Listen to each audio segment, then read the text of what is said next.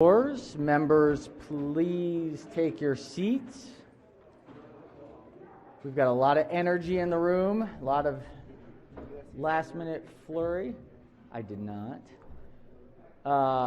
Madam Clerk, please call the roll. Mr. President.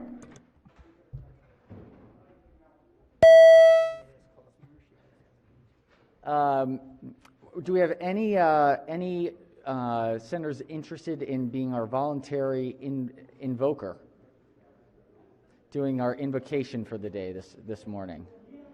Any volunteers? Senator from the 8th District would like to volunteer. Thank you for that. Members, please rise for the invocation.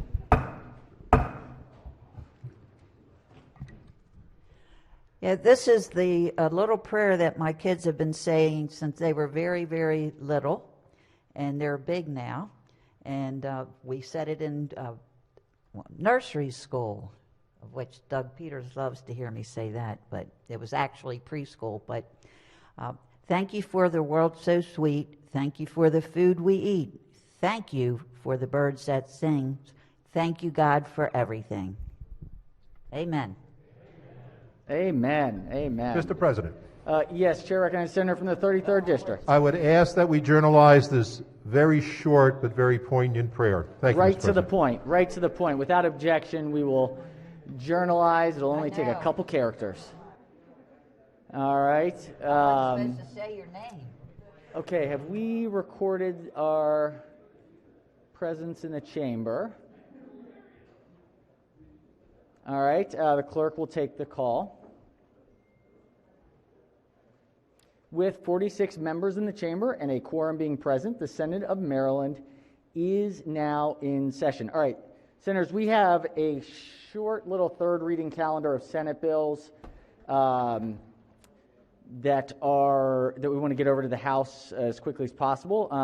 So this is calendar number 66. Actually, before we jump in, are there any announcements before we jump in? Anything that, for the good of the order? Okay. Without objection, so be considered the reading of the journal from the prior legislative day. And we will start with calendar 66. The clerk will read the first bill.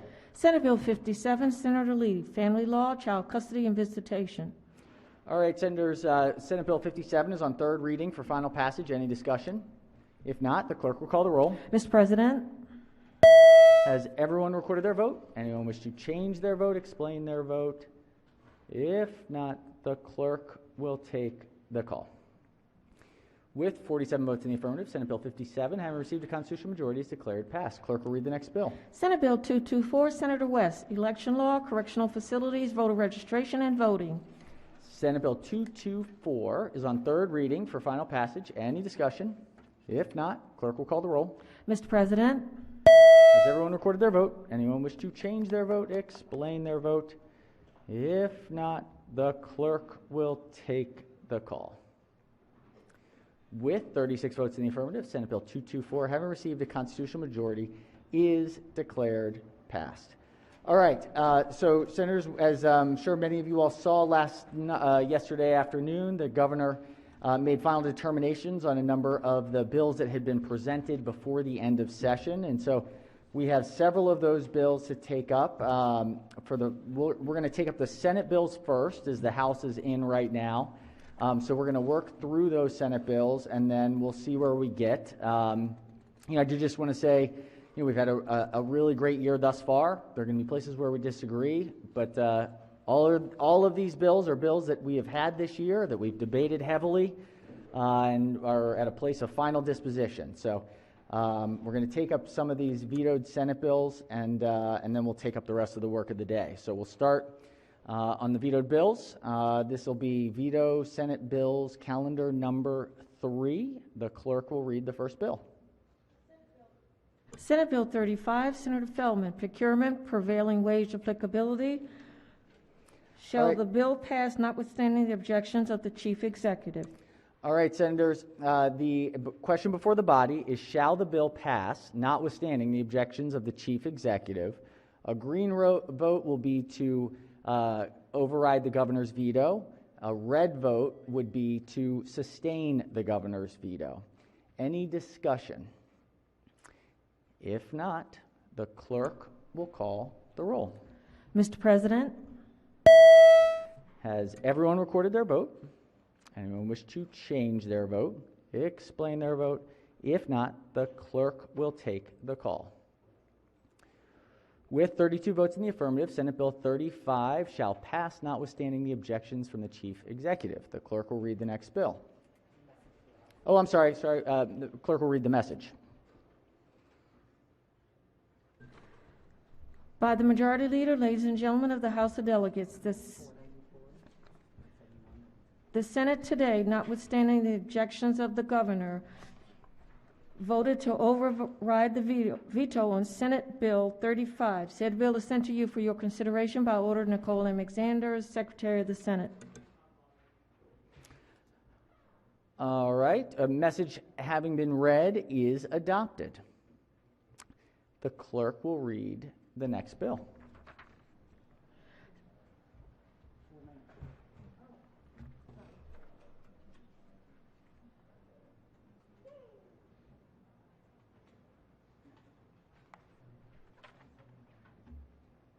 Gotta make sure everything's all right in the computer today. A lot of action. Everyone's busy, keeping it all together. All right, clerk will read the bill. Senate Bill 494, Senator West, juveniles convicted as adults, sentencing, limitations and reduction Juvenile Restoration Act. All right, senators, before the body is Senate Bill 494. The question before the Senate is, shall the bill pass notwithstanding the objections of the Chief Executive? A green vote would be to override the governor's veto. A red vote would be to sustain the governor's veto. We'll start with the senator from District 5 on the bill. Thank you, Mr. President. We had an extensive debate on this several weeks ago. Lots of amendments, lots of discussion. I just want to cast what I believe is the defining reason that this bill should have been vetoed and why I support the governor's veto. I don't know of anybody who would believe that someone who had committed a crime as a juvenile should be treated as an adult, generally speaking. We don't want that to be the case. And in almost no case is a juvenile treated as an adult and given a life sentence without the possibility of parole. We would always want to give almost always an opportunity for somebody to have a parole or have an opportunity to show that they've changed. That's why it's exceedingly rare for a juvenile tried as an adult to then be given life without parole. But the stark difference of why I support the veto, why I oppose this bill is, we still need to have a bright line that cannot be crossed in the most heinous of circumstances. When a person that maybe they're 17 and a half, but they have committed knowingly, competently to stand trial, have committed a crime that's so vicious and heinous that there must be a consequence. It is not, justice is, this gets subverted sometimes, I feel like, in this chamber and in the debate over criminal justice reform. Constantly you hear the argument that justice needs to be restorative. This isn't justice to have somebody in jail for the rest of their life.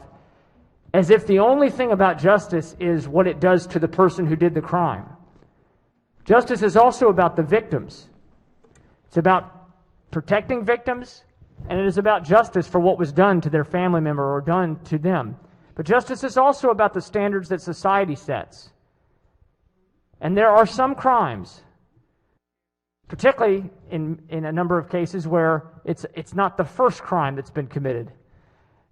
There are some crimes that are so heinous truly, and are so awful, and are such an affront to life and to humanity that you need to have this, well, I would call it should be a nuclear option,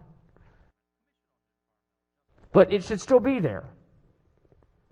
So I strongly support Governor Hogan's veto and urge the body to sustain the veto. Thank you, Senator. Chair recognizes the senator from District 42 on the bill. Thank you, Mr. President. As the sponsor of Senate Bill 494, I think it's important that I stand up today to defend my bill. During the earlier debate on this bill, my committee chairman served as the floor leader and did a superb job explaining and defending Senate Bill 494. Now it's my turn. In the governor's veto letter, he lays out his excellent record in taking the time and trouble to carefully review the cases of some of the Maryland citizens sentenced to jail. Governor Hogan is the first governor in 24 years to parole a juvenile serving a life sentence. Indeed, during the years he served as governor, Mr. Hogan has granted 7 paroles, 2 medical paroles, and 4 commutations for juveniles sentenced to life. His interest in justice is commendable. But in his veto of Senate Bill 494, I believe Governor Hogan has made a mistake. This bill is not a get-out-of-jail-free card. This bill doesn't offer any person incarcerated in a Maryland corrections facility the promise or the assurance of release. Both the opponents of this bill during the second and third reader debates and the governor cite the cases of juveniles who have committed heinous crimes as if to suggest that this bill in some way guarantees to them an early release. Nothing could be further from the truth. Let's look at what this bill actually does. It exempts juveniles, kids under 18 years old, from mandatory sentencing requirements. It states that a court cannot impose on a minor convicted as an adult a sentence of life imprisonment without the possibility of parole or release. Finally, and most importantly, the bill provides to an inmate who is convicted as an adult for an offense committed as a minor and who has been in prison for at least 20 years, over half of the offender's life, an opportunity to file a motion in the sentencing court seeking to reduce the duration of the inmate's sentence. Not only does this bill not promise or assure an inmate that he will be released from prison, it quite explicitly states that the presiding judge at the motion hearing may not modify the sentence unless the judge finds that the inmate is not a danger to the public and that the interests of justice will be better served by a reduced sentence. In reaching a decision, the judge is required by the bill to consider a large number of factors, including the inmate's age at the time of the crime, the nature of the offense, the extent of the inmate's role in the crime, whether and to what extent an adult was involved in the crime, the history and characteristics of the inmate's family, and community circumstances at the time of the crime.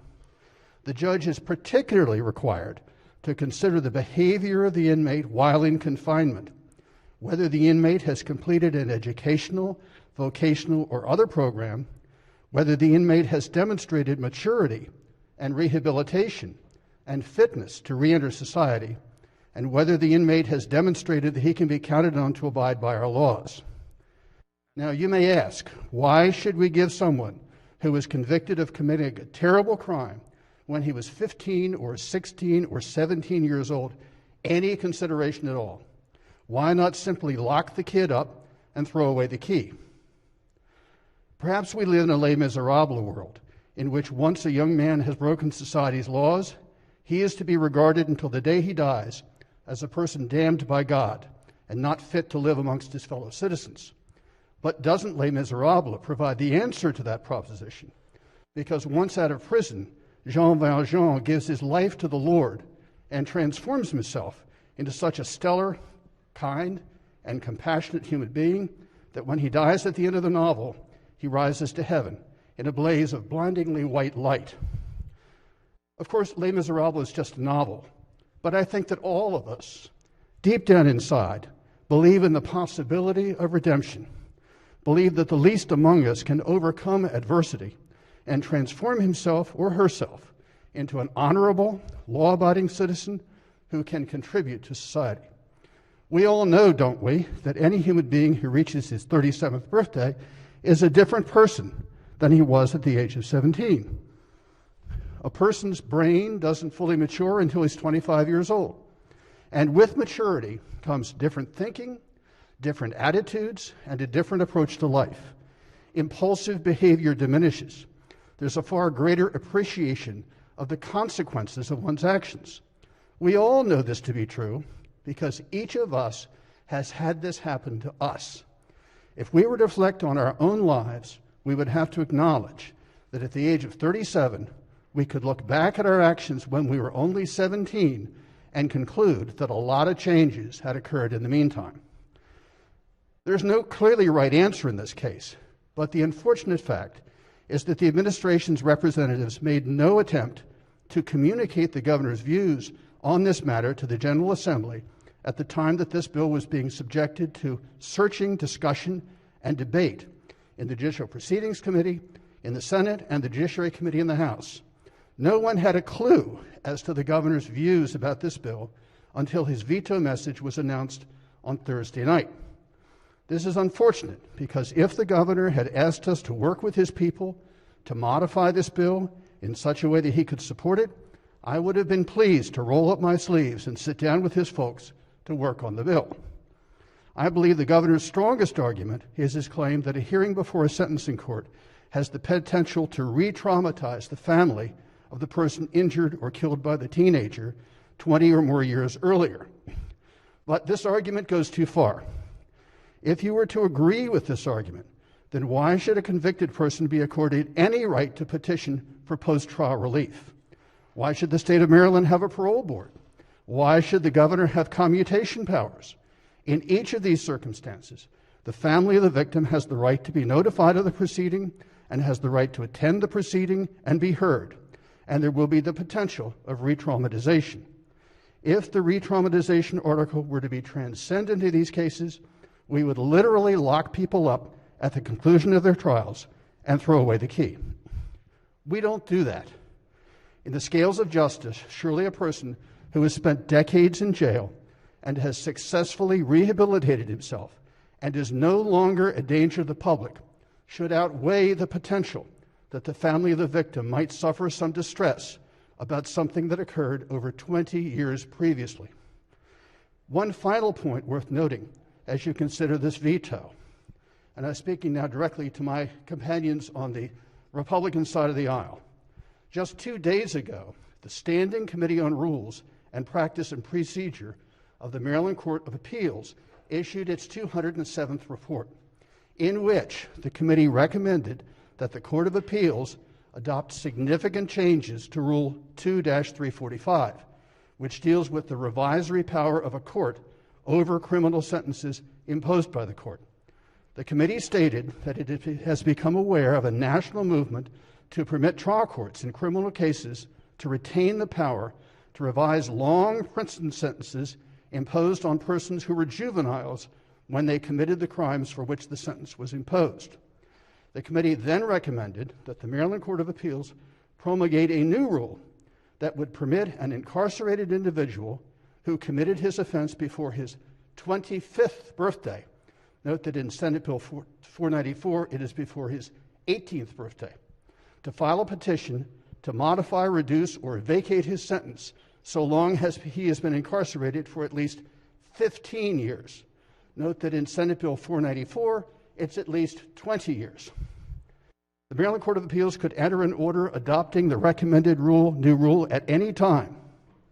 I would submit that if this body should override the governor's veto and enact Senate Bill 494 into law, it would constitute the demonstrated legislative intent of this body and would deter the Maryland Court of Appeals from adopting a rule right on point and flatly inconsistent with the new law. To summarize, Senate Bill 494 will provide an opportunity for people who have committed crimes when they were 15, 16, or 17 years old and who have served over half of their lives behind bars to appear before the same court which sentenced them and ask the court to consider whether they have so reformed their lives that they should be released from jail because their continued incarceration is no longer necessary for the protection of the public. People can change. Redemption is possible. When that happens, as a society, we should rejoice. Keeping someone in prison who committed a youthful crime and who has spent decades behind bars, but has transformed his life and is no longer a threat to society, is hard to defend. We should be willing to give such a person a second chance. Thank you, Senator. All right. The chair recognizes the senator from the 34th District on the bill. Thank you, Mr. President. So, a couple big issues with this bill. The first is that you're not going back to the same court, unless you want to say that a courthouse is the court, but the court really refers to the judge, right? You're not going back to that judge. You're going back to some judge who replaced that judge a decade or more before you come back. So you're not going back to the same judge. So now this judge is going to get a bunch of paper that they're supposed to review on somebody. Of course, the sentencing judge probably, these were bad cases. These are terrible cases. They were probably in trial for a week or two. Judge saw that person, they heard all the testimony, they knew about the crime, but that judge is gone. So now we're going to come back to that court and fill in with a bunch of paper. And then that judge is going to decide whether they're going to alter the sentence. You really, at some point, governance, the logic of governance has to matter. That why are we turning our circuit courts into parole boards? That's really what we've done here, is this judge is going to look at a bunch of paper, and then they're going to make a decision that ought to be with the parole board. Judges are supposed to be living the cases that are before them, not going back and try to rewrite history on cases that were being decided when they were still in law school, about people they've never met in their lives. You give judges reasonable authority over reforming their sentences because they remember the person. They were there. They can follow them. They can get reports on them. They saw the person sitting in trial for weeks. They looked at all the pre-trial, the post-trial reports. They heard the witnesses. So it makes sense to give those judges revisory power because they think about things. They rethink with their judgments. They get reports from the prisons. They make things up. This doesn't fill that bill at all. So what does this bill do? What this bill does is create about a 10 or 15 year window of sheer terror in which the families are required to relive their horrors. And they are horrors because this is not somebody who killed somebody in an automobile accident. These are not people who got shot in a simple robbery in a convenience store. These are people who are in jail for a very long time because what they did to fellow human beings was really, really bad. They ruined a lot of lives. Obviously, they took at least one, or possibly more, and then they destroyed the lives of everybody who knew that person. We can say they're just miserable and callous people who ought to learn to get over it. I struggle with that perception, though.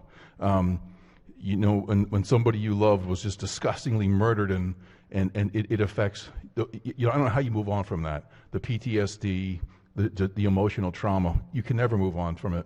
And that it's that level of impact that probably goes out to dozens of people every time one of these really heinous murders is committed. So what we've done here is the structure says you file, you wait 3 years, you file, but you can wait more than 3 years. So you can literally toy. And of course, the family's testimony is critical because the only thing that the judge is going to see is a bunch of paper. And the only real flavor this judge, who wasn't even in a courthouse when this person was sentenced, the only real flavor they're going to get about what happened in this person is going to be from the family of the victim. So they're going to have to come because otherwise the judge is relying upon just some words on the paper that many of them just have to do with the prisoner saying, yeah, I'm doing a good job now. So they're going to have to come. They're an essential part of this. And they're going to have to keep coming back. Potentially over a 9-year period, every 3 years. But if the person delays 4 years, it could be 12 years. So you're going to be reminded, you're going to have to come in and explain to the court over and over and over. So but of course, if they don't do that, and there's a real secret here is, and that's what we all know, is guess what? Most of them will just give up in disgust. Most of them will not want to relive the trauma. So that piece is going to be missing. This judge who doesn't know the perpetrator, what they're going to be missing is that critical piece about how this person's acts impacted the world. They're never going to hear that because overwhelmingly the victims just get beat down. They're too traumatized to keep coming back and reliving. So the part of this bill that talks about hearing from the family, that'll work in some cases. But overwhelmingly, The families justifiably have lost all confidence in the system. They've probably become, a lot of them have become cynical that justice can ever truly be achieved in our criminal justice system. A system that is so callous, it shows little regard for the victims. And we continue to see that to this very day. Thank you. Thank you, Senator. Chair recognizes the Senator from District 6 on the bill. Thank you, Mr. President. There's one thing I do believe in, Mr. President, I believe in redemption. I know that I serve a God that forgives and he forgets. One thing as a people, we do forgive, but the hardest thing that we have in our mind is forgetting. Just forgetting that. It's almost like impossible. And I stand up for the victims. I look at the victims and I see what they've already gone through. And now, even more so, now what they're possibly going to be going through again. I look at the mind and the heart of an individual that lost a loved one. And lost a loved one in such a way that they cannot even in any way, shape, or form forget it. And they try and they still can't forget it because it's somebody that they'll never get back. And it's very hard for somebody to say, I can just forget it and forgive, when it's in the back of their mind and it's a part of their life. And again, Mr. President, I just think of the victim more than anybody else. I believe in forgiveness. I believe in that with all my heart. And I know people forgive, but it's so hard to just take out of memory of something, of a great loss of a loved one. And that's where my heart is right now. I think about the loved one and I think about the loss. And I think in any way, we need to do the right thing. And is this a hard decision? It most definitely is. Is this button that you can just push green or red that easy? No, it is not. But it's a decision that we're going to make. And we have to realize, more than anything, there is accountability in the great decisions that we make and the bad decisions that we make. And whether you think one way or another, I know in your mind, your heart, you're believing that you're doing the right thing. And I do more than anything, Mr. President, I pray before I make a decision. And I hope we do this before this time. Thank you, Mr. President. Thank you, Senator. All right, Chair recognizes the Senator from District 10 on the bill. We all know that kids are not just miniature adults. Psychologically, they're not where they need to be. Mentally, they often aren't functioning the way we hope they could. I'd like to remind us of the Caprio case in Baltimore County, where I live. It's a terrible situation. A female officer, Officer Caprio, showed up at what was a robbery going on. 4 kids, I think, three together, 3 in someone's house ramming through it, and the 4th kid behind the wheel of the van. When the officer shows up, points her gun at him and tells him to get out, what he does instead is to put his head down, almost under the steering wheel, as if he can hide. Now he's found out, because he's a kid, he's stupid, and tries to drive around her and instead hits her, and she ends up deceased. We've all been the last few days with these bills before us, hearing about the family, the mom and the dad of Officer Caprio. But the kid wasn't trying to kill her. He was stupid because he was a kid. His brain wasn't fully formed. The synapses of the brain hadn't come together. And several Supreme Court cases, and I'm no attorney, but I'm remembering Montgomery versus Alabama, Graham v. Florida, and so on, but there are 4 or 5 of them that I've heard citations for, which make the point that kids are not miniature adults. They do stupid things. They are impulsive. They don't think about the outcome of their actions in many cases before they act. So Officer Caprio, a very a decorated officer, is dead. Her family is mourning.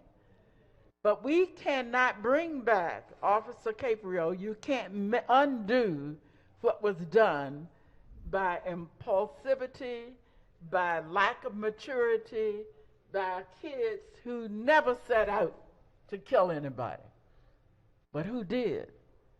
And in fact, the ones who were down the street at the house get the same judgment because they were cooperating, although they didn't know either that someone would end up dead. I want to remind us all that if you've ever been a child, and if you've ever been parent to a child or a counselor to a child, the reason they need all those things, parents and counselors and teachers, is that they are not adults. They don't behave the way in the long run we hope that they will. And I feel sorry for a family that says whenever there is a reconsideration of a case, even if it's decades out, I lived through the horror again. But I also feel for kids who were not adults, who in many cases have had hard lives themselves, haven't had good role models, and all of us need to ask ourselves if we are doing enough for the underprivileged kids in our communities to make sure that they get positive role models, that they get services that they need, that if they are suffering with too much impulsivity because of actual neurological deficits in their brains, and in some cases that is the case, that we do more. And so the judgment was given, but we should not add to it when we aren't doing what we ourselves should do as citizens. That is to make sure that kids have more opportunity, that they have the services that they need, that they get the best education, that they have recreation centers that are well staffed, and that when they do impulsive things that have terrible outcomes, that we don't just judge it as if they were 50 years old. They're kids. And if the system decides at a later point in time that they have matured, that they understand the implications of what they have done, that they could become a meaningful, helpful member of society, we ought to thank God for redemption. Those of us who happen to be Christians know about that term. Those of us from a number of other faith communities know of biblical and other characters who walked this land and who set examples and who said that redemption is possible and that we ought to be a part of making it happen. We need to redeem the kids that are lost where that is possible.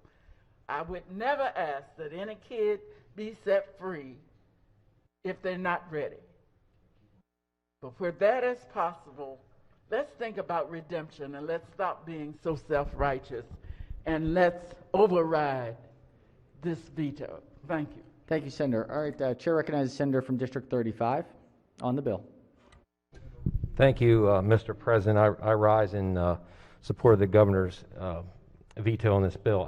I just wanted to touch on one point that we heard different times during this debate. It has to do with brain development. It's saying that these children's brains aren't fully developed till they're 25 years old. So that made me start to think. I looked at us here in the Maryland State Senate. Well, you can file and run for the state Senate if you're 25 years old, so I guess we're all right. But unfortunately, across the hall, you can file at 21. So I guess you could say you could file for the House of Delegates, and those folks' brains could not fully be developed because they're not 25 yet. And also, when it comes to our precious right to vote, to elect our leaders, how important is that? We can do that at age 18. We can do that. So should that be changed to 25? We look at folks that want to join the active military, 18 years old. They make that decision to put their lives on the lines at 18 and go serve their country, not 25. We also know how dangerous cars can be. You can get your learner's permit, I believe, between the age of 16 and 17, somewhere in there. You can get in a vehicle that could be turned into a weapon. That's at 16 or 17. So should we make folks wait till they're 25 before they can drive a car? We recently passed a bill this year regarding mental health counseling for as low as 12-year-olds. 12-year-olds without parental notification or whatnot. Should that be taken into consideration, the brain development of a 25-year-old for that? So, and also I'm sure as issues come down the pike, we hear of children who are confused about their gender identity. And some doctors may prescribe drugs to prepubescent children who have a confusion about that. Well, if their brains don't develop till they're 25, is that a good constructive policy?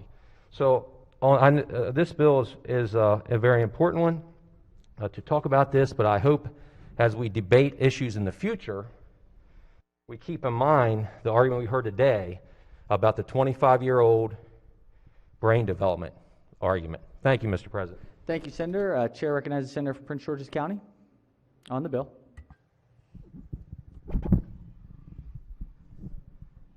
Thank you, Mr. President. I try not to stand up quite often in this wonderful room, but I must tell you all, listen carefully. Around 1995, I received a call from a lawyer in Denver, Colorado. She wanted to come to have a word with me. I asked her, what was it about? She said, it's about a student that was at your school. She flew in and gave me the information about my beloved student who started out in kindergarten, came to school in the mornings crying. So I had to pick that little baby up, pat his little back, walk him down to the classroom. And after a while, he started shining like the sunshine. We tested him, and he was a talented and gifted student. His mother was in Colorado. His grandmother was raising him.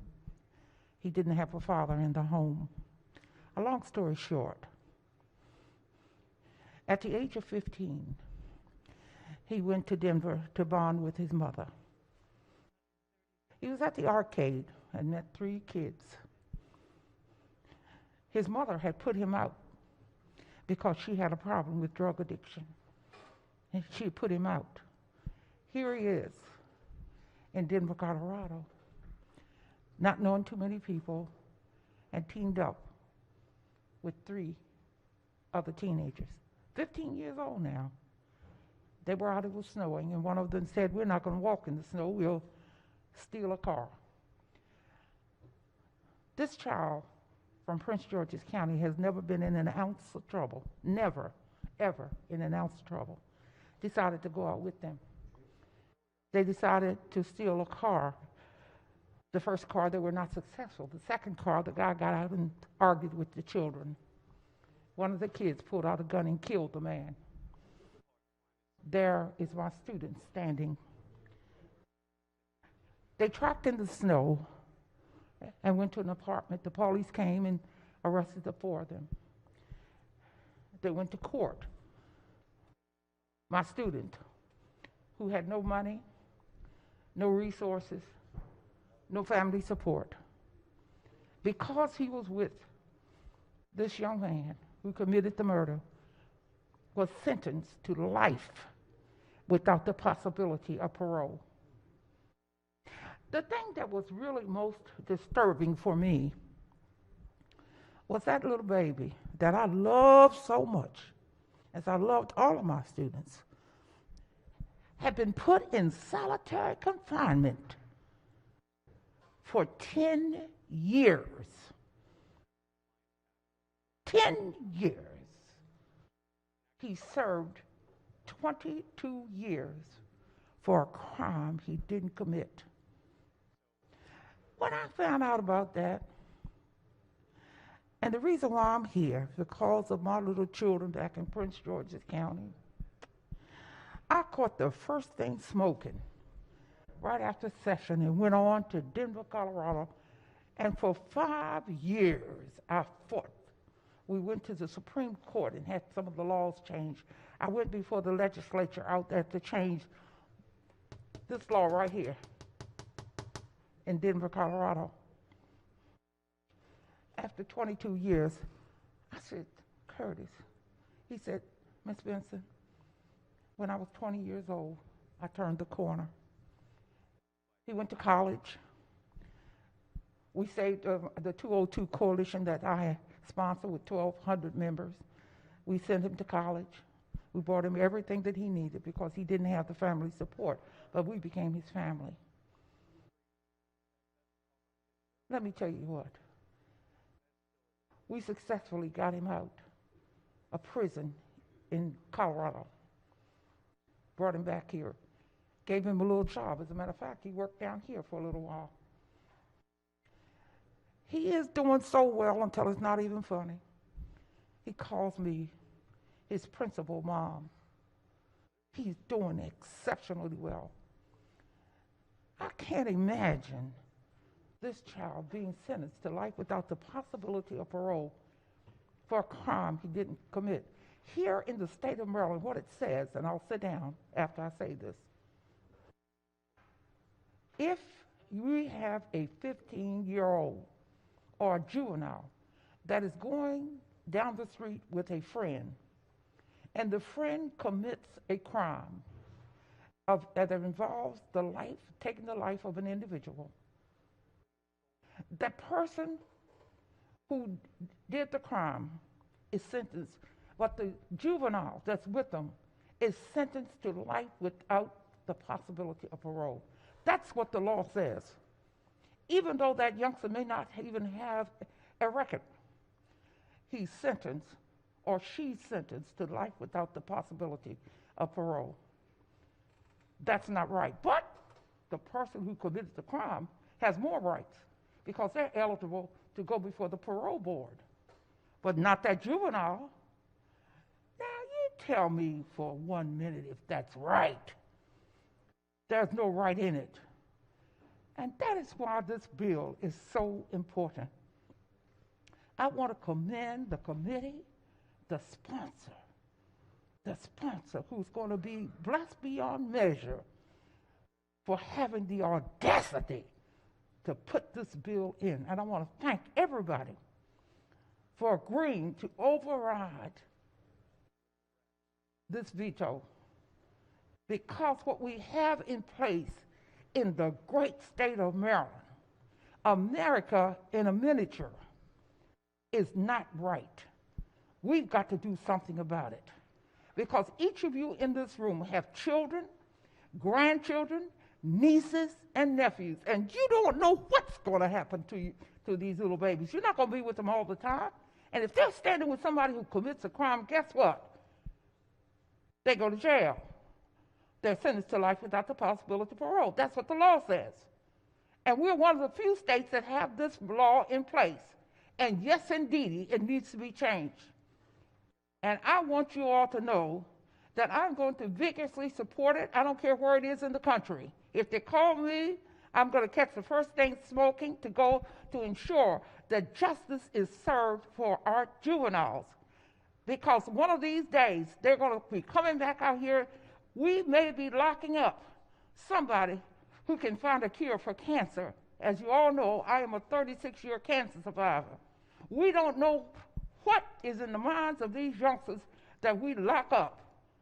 We don't lock, you can lock them up and throw the key away, but one of these days, they may possibly have to come back, and they may have to save your life.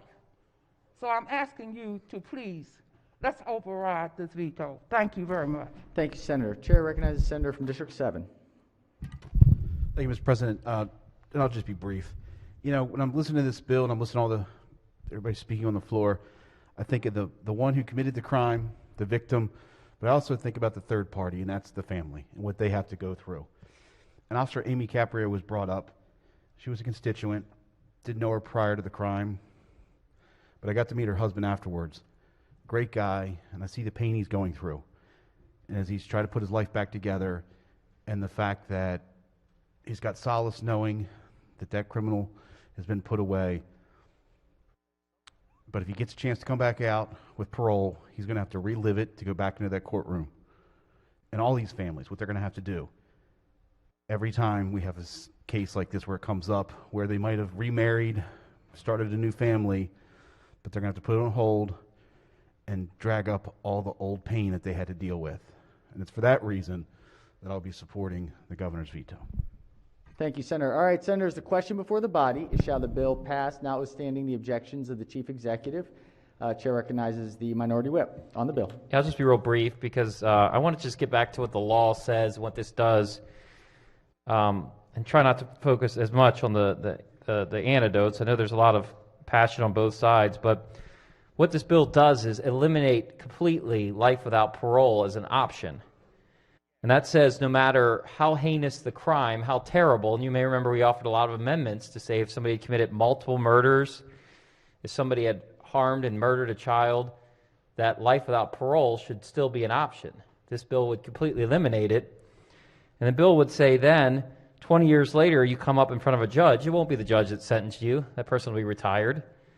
So come in front of a judge, and then every 3 years after, you come up in front of judges again and again and again trying to be paroled. And the problem is whether these people are, how the maturity, the decision they made is a simple one morally. These are all first-degree murders that we're talking about. These are all people that did premeditated murders. So the complexity of that moral decision was simple. Whether to plan out and go murder someone. Morally, that's an evil decision. And what these people did was purely evil.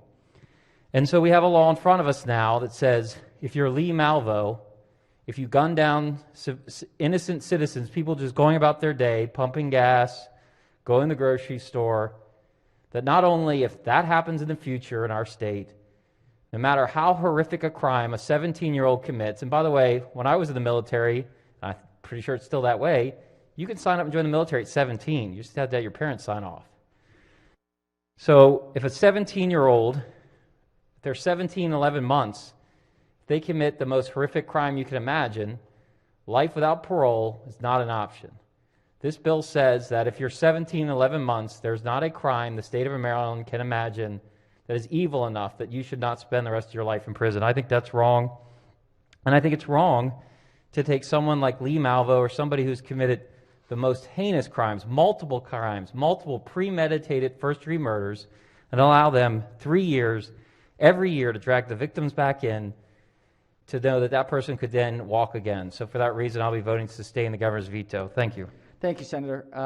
All right, question before the body is, shall the bill pass notwithstanding the objections of the Chief Executive? A green vote will be to override the Chief Executive's veto. A red vote will be to sustain the Chief Executive's veto. Any further discussion?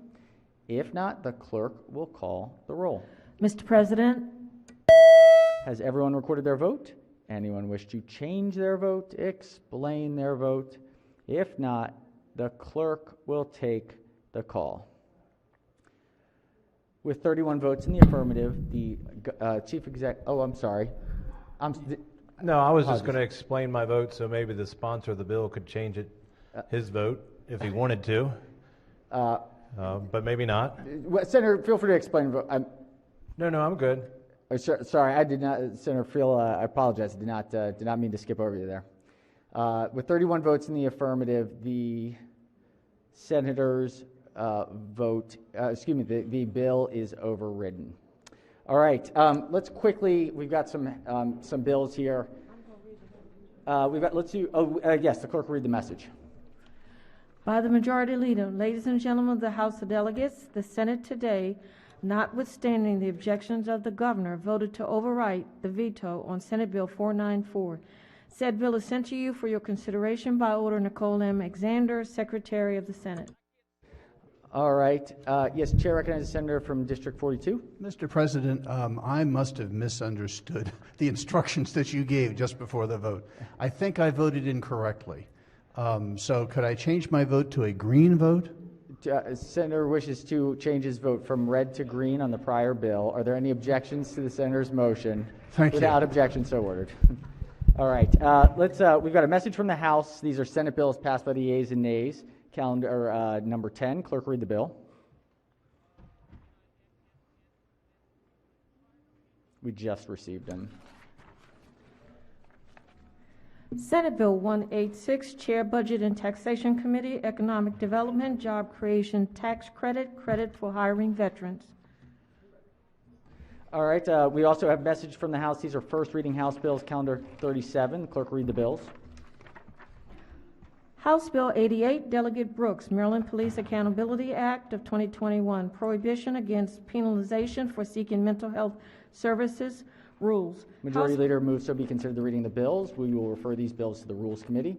All right, let's go to back to the overrides. We have the next Senate bill, which we will do 71, I believe. Clerk will read the bill. Senate Bill 71, Senator Signor, Maryland Police Accountability Act of 2021, Body-worn cameras, employee programs. All right. The question before the Senate on Senate Bill 71 is, shall the bill pass, notwithstanding the objections of the Chief Executive? A green vote will be to override the veto of the Chief Executive. A red vote will be to sustain. Chair recognizes the senator from the 34th District on the bill.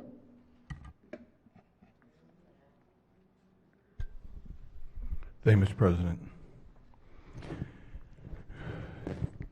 Colleagues, this is a bill that changes it potentially criminalizes what cops do.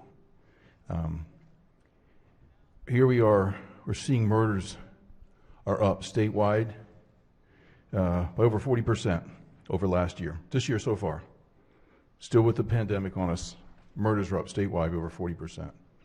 That's an alarming rise. And what's really sad is that we're seeing way too many stories where the victims are people that have no idea who the perpetrator is. They're just moms and dads out teaching their kids how to skateboard or taking a walk, and they're gunned down in cold blood, stabbed. So this body, we're all aware of this stuff. I don't see a single action that we've done this year or last, quite frankly, to really identify and address the drivers of this violence.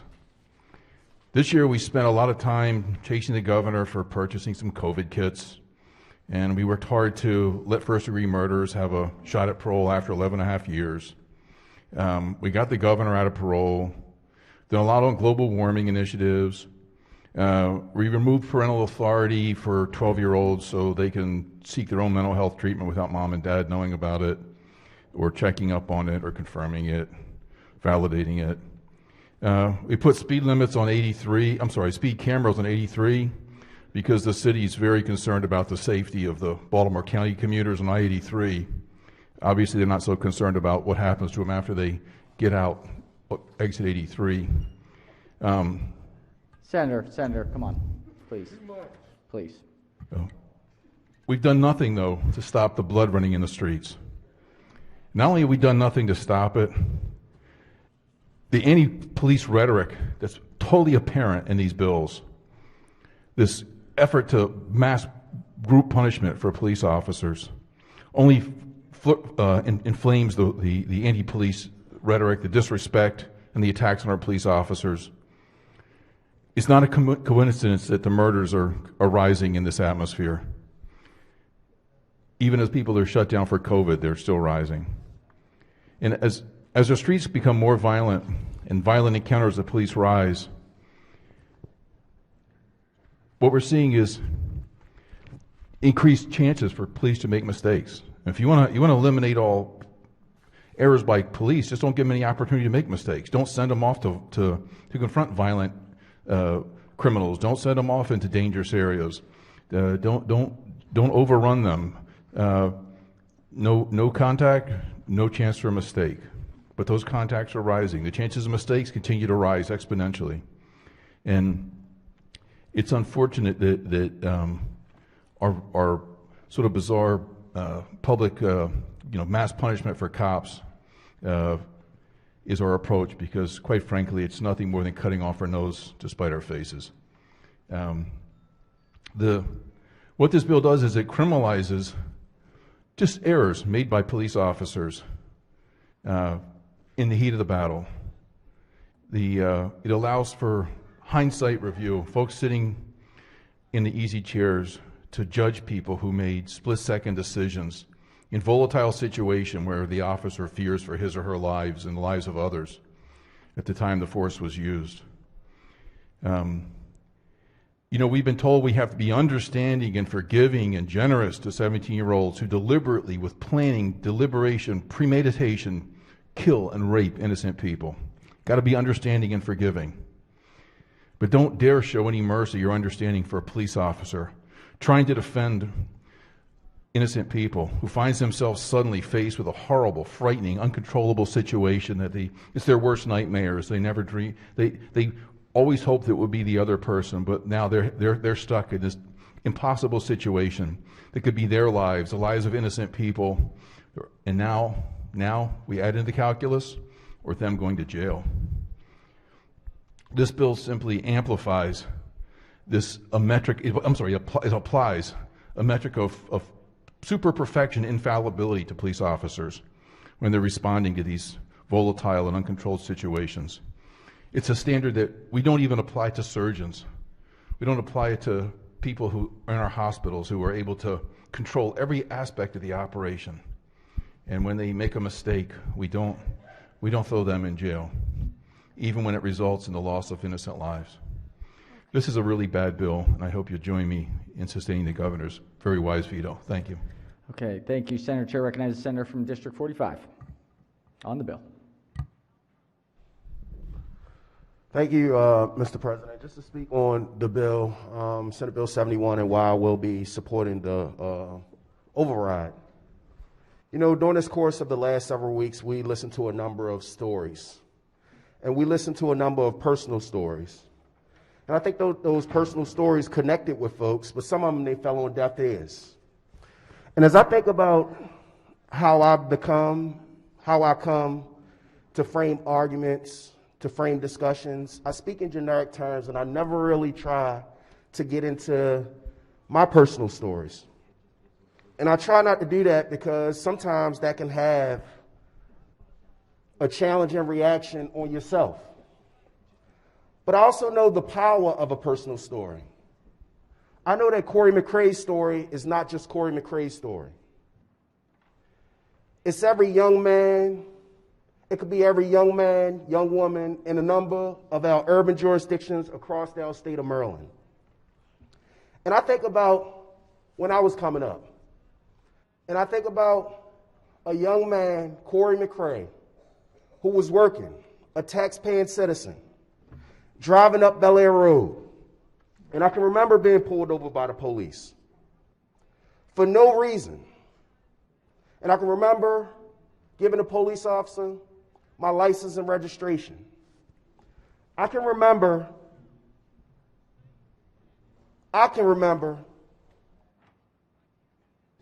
not getting a ticket. I can remember not getting a citation. And I can remember thinking that this was just the way it was, that this is just the way it happened. Now, Corey McCrae, in that same period of time, in the next few days, will be pulled over again by that same officer. And there wasn't a level of frustration when it happened the first time because this was normalized. This happens. But the second time, I said, well, what did I even do? And I gave my license, I gave my registration, and that's just the way it was. And I pulled off. But then this happens a third time. And the third time, there's a strong level of frustration to then contain yourself. There are young people that are being pulled over because they drove through the wrong neighborhood, because they drive the wrong type of car. because they live in the wrong neighborhood. So imagine the mental health of these young people that you tell to be strong, to be disciplined on an action that they know is wrong. So when I think about the body camera experience and I look at Senate Bill 71, I know that we're doing the right thing. When I think about that use of force, I don't think about that use of force just always in reference to an officer. But imagine if young Corey McCray did not do the right thing and had the mental capacity to be able to face these disciplines. Now I think about a mental health standpoint. So you got to think about when you're pulled over by that officer, you're thinking about the bills you have to pay if you make a wrong decision. You're thinking about how your mom and dad want you to be successful, but you can still make the wrong decision in this occasion. So those split-second decisions are not just for the officer, but for the person that's on the other side of that officer. And I look at the mental health component. These are hard conversations and hard discussions and hard for me. But I know that officer is not just dealing with mental health challenges. Our young people, our old people are also dealing with these young challenges. And colleagues, at 38 years of age, I have the strong disciplines that I did not know I had at 21, 22, and 25. But I tell you, every day I look at those little boy eyes, 5 and 7, and pray that if they are ever in a situation that their father was in, that they will have those same disciplines. And I think about it from a father, but I got little nephews. I got little cousins. And I think about your cousins. And I think about this as we was having it and reflecting on this story these last several weeks. And I said, Corey, why didn't you get up there and say anything? Why didn't you tell the story of every young man, a lot of young men, a lot of young women that you know are going through the same thing? The challenge is that when our young men and our young women have these reflections and have these experiences, it lays a bad effect. And what happens is your mental makes you think that every officer is that way. And that's not the truth. And I didn't realize that every officer wasn't that way until I started dealing with officers in a different capacity. So when I look at Senate Bill 71, we need a course correction. We need a course correction, and that is what Senate Bill 71 is doing. Body cameras, use of force, mental health, making sure that we move into that direction so that we're not thinking about right now. We're thinking about the future. We're thinking about the future and what does that look like for our 24 jurisdictions. Making sure that folks feel safe. Making sure that we can restore public trust. Because those experiences, those few negative experiences can shape whether we really address the public safety in our jurisdictions. I pray that these personal stories do not continue to fall on deaf ears. But I feel as though it is very important for Corey McCray to share that story because there's so many people that do not get this moment that we share at this time. And they want us to make sure that they are heard. They are the voiceless. They are begging for a change, and we are about to give them that change. Thank you again, colleagues, for your indulgence. Thank you, Mr. President, and I will be pushing the green vote for Senate Bill 71 to override the veto. Thank you. Thank you, Senator. Chair recognizes Minority Whip. Well, thank you very much, Mr. President. And I think there definitely is a will in the body, as we showed, to work together on these issues. And actually, interestingly enough, my name and I think most of the Republicans from JPR's names are still on this bill, because as we sent it out at the Senate, there was agreement on body cameras. There was agreements on use of force. And it's a shame that over basically some legal terms, but they're not small, they're really big, in that we were unable or unwilling to conference this and work it out, that we sort of degenerated into the positions where we're in and, the position we're at now. When this was a bill that both pieces of this, the use of force went out on a bipartisan basis. I'm a co-sponsor on it. The body cameras was totally bipartisan. The problem with the bill is the use of force provision in this and what was added on the House side and what was done and the repercussions of that.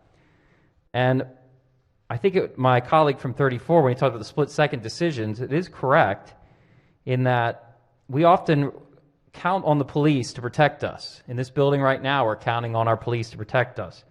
I started off this session talking about over the last year, both in January 6th at the riots at the Capitol and over the summer at another political protest that turned into a riot I happened to unfortunately be at. I was not on the rioting side. I think everyone would know that. But nonetheless, both of those occasions, police were there, and they say the thin blue line, they were. Police were there protecting. On one occasion, a police officer protected me and pushed a guy off because he's trying to attack me. We count on police to protect us. And sometimes that means they have to use force. And not only do they use force to protect civilians, but if, unfortunately in this country, people resist arrest and people kill police officers. It happens. And so the police officers have to be able to make decisions to protect their fellow officers and to protect their own lives. And so deciding what we determine as that use of force and when it's allowed is very important. It's very important. It's of the utmost importance. And especially when you're creating a new criminal penalty to say if a police officer does that wrong, if they use force the wrong way, then they are facing a criminal penalty. So what happened was, there's a Supreme Court ruling that lays this all out. And everyone's followed the Supreme Court ruling. And Maryland wanted to have a new definition. The Senate came up with one, which says basically a well-trained police officer in a similar circumstance, if they would have acted that way or not. It was kind of our basis, which made sense. It would be like if you had a medical malpractice case, an expert witness, the doctor comes in and says, no, what that officer did was wrong. He shouldn't have done that. The person was restrained. They overreacted.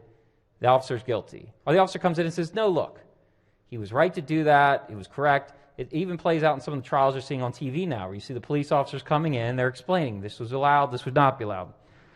Unfortunately, what the House did to this language when they amended it is they went to language called, for use of force to decide on these split-second decisions, what is necessary and proportional.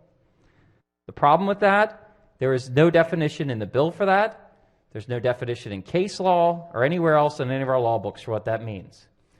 So we walk out of here with session, if this is overridden, we're simply going to punt this to the courts, cross our fingers, and hope it works out okay. I don't feel comfortable doing that. I don't feel comfortable saying to our over 16,000 law enforcement officers in this state that we are completely redefining policing in this state on a standard that we didn't even define as lawmakers.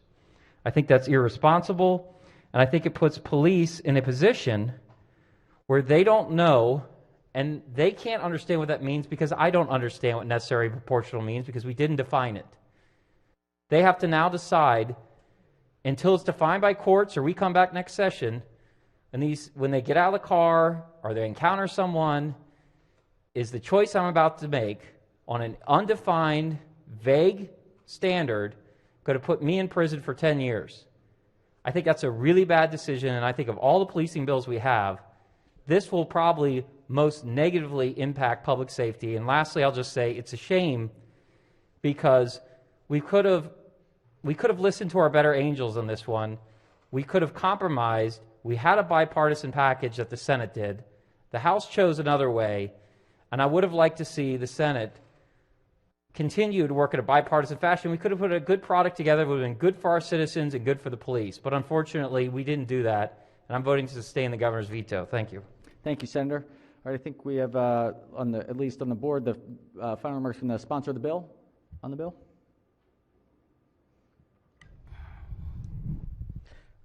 Thank you, Mr. President.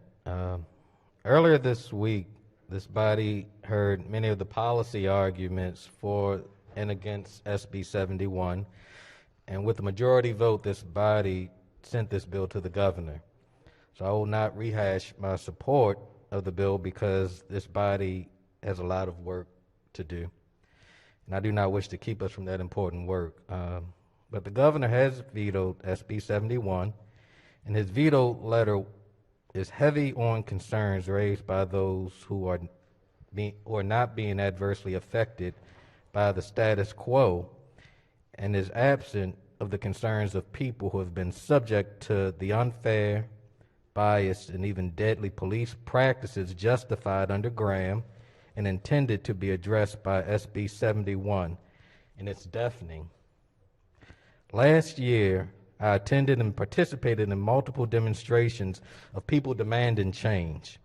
The young and the old, people of all races and walks of life. With so many situations being thrust before our eyes, we could no longer deny what we see. And I thank my colleagues for believing their eyes and listening to the majority of Marylanders.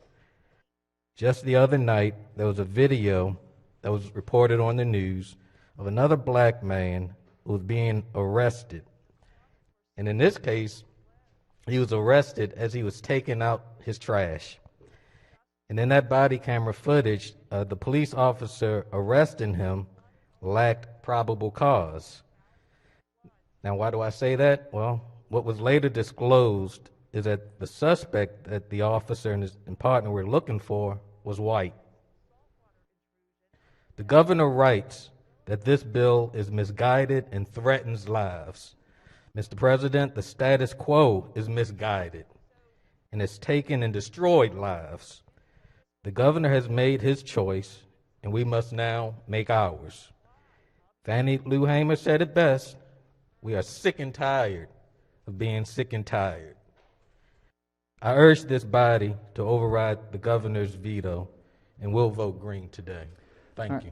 Thank you, Senator. All right, the question before the body is, shall the bill pass notwithstanding the objections of the chief executive? A green vote will be to override the chief executive's veto. A red vote will be to sustain. Any further discussion? If not, the clerk will call the roll. Mr. President? Has everyone recorded their vote? Anyone wish to change their vote, explain their vote? If not, the clerk will take the call. With 31 votes in the affirmative, the chief executive's veto is overridden. Let's quickly do, we've got a conference committee, let's just, By the majority leader, ladies and gentlemen of the House of Delegates, the Senate today, notwithstanding the objections of the governor, voted to override the veto on Senate Bill 71. Said bill is sent to you for your consideration by order Nicole M. Alexander, Secretary of the Senate. Message having been read is ordered adopted. Let's read these messages to get a conference committee going quickly. This is on House Bill 1047. Clerk will read the messages, or at least message number 1.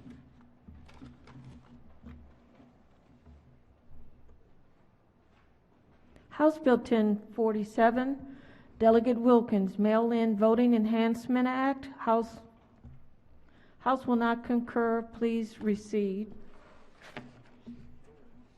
Do we have the full message? I think we have a conference committee message for 1047. Thank you.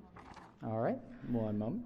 House Bill 1047, Mail-in Voting Enhancement Act. By the majority leader, ladies and gentlemen of the Senate, the House of Delegates refused to concur in the Senate amendments and respectfully request the Senate recede from its positions. Should the Senate prefer a conference committee to confer on the disagreeing votes of the two houses, the House appoints Delegate Wilkins chair, Delegate Washington, Delegate Feldmark. Said bill is returned herewith by order of Sylvia Seeger, Chief Clerk. Message having been read is ordered journalized. And now we have a message number 2 from the Senate. Clerk will read the message. By the majority leader, ladies and gentlemen of the House of Delegates, the Senate does not recede in the Senate amendments. The Senate respectfully requests the House reconsider and concur. Said bill is returned herewith by order Nicole Alexander, Secretary. Message having been read is ordered adopted. All right, let's go back to our overrides here. We've got 178 is our last Senate bill. Clerk will read the bill. Senate Bill 178, Senator Carter, Maryland Police Accountability Act of 2021, search warrants and inspection of records related to police misconduct, Anton's Law. Shall the bill pass notwithstanding the objection of the Chief Executive? All right, Senator, Senate Bill 178 is before the Senate. The question is, shall the bill pass notwithstanding the objections of the Chief Executive? Chair recognizes the Senator from District 5. Thank you, Mr. President. I rise to support the governor's veto of this legislation. we got a little bit of Les Miserables earlier, I thought I would talk about Newton's third law of motion. For every action, there is an equal and opposite reaction. In discussing these two bills, these last two bills, this one and the one before, I feel that is a really important point to make, that every time we take an action in public policy, there can often be an opposite reaction. That is a pendulum effect. When we came into this session this year, I, like some of my other colleagues that have spoken in support of the governor's vetoes, believed that there were valid points, there have been valid points about police reform and things that need to be changed, modernized, and adjusted. But I also felt and feel very strongly that we have to have a common sense look at what the reality is on the ground in our state and in our communities. The conversation that we should be having about policing has to be a two-way conversation. It has to be both speaking to law enforcement and to the culture around law enforcement and to the people involved in law enforcement. Also needs to be hearing that side of things, understanding how they get put into